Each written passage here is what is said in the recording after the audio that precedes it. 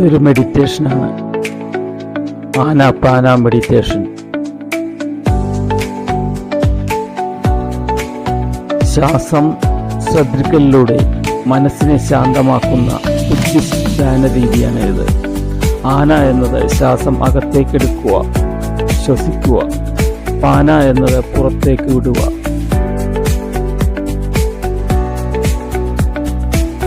ഗുണങ്ങൾ: മനഃശാന്തി നൽകുന്നു, ചിന്തകളെ കുറിച്ച് മനസ്സ് ശാന്തമാകുന്നു, കോൺസെൻട്രേഷൻ കൂടുന്നു. ആത്മനിയന്ത്രണം, സെൽഫ് കൺട്രോൾ കൂടുന്നു. കോപം, ദുഃഖം ഇങ്ങനെയുള്ള വികാരങ്ങളിൽ നിന്നും നമ്മളെ മാറ്റി നിർത്തുന്നു. ഇൻസൈറ്റ് കൂടുന്നു, ഉൾക്കാഴ്ച. മാനസികാരോഗ്യം മെച്ചപ്പെടുന്നു, ശാരീരികാരോഗ്യം മെച്ചപ്പെടുന്നു. വളരെ നല്ലൊരു ധ്യാന രീതിയാണ് ഇത്.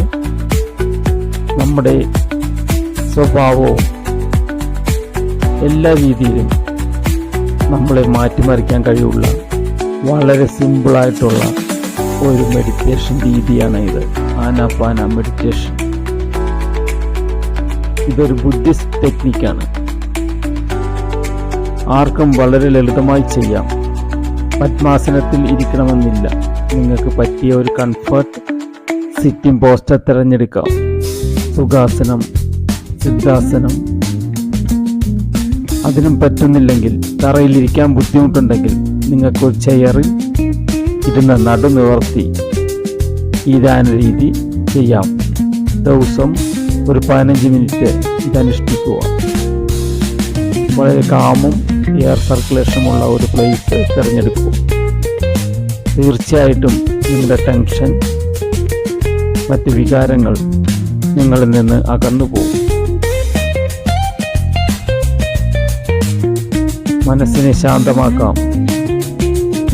മനസ്സിന് സന്തോഷം കൈവരിക്കാം. നമുക്ക് ചെയ്യാം.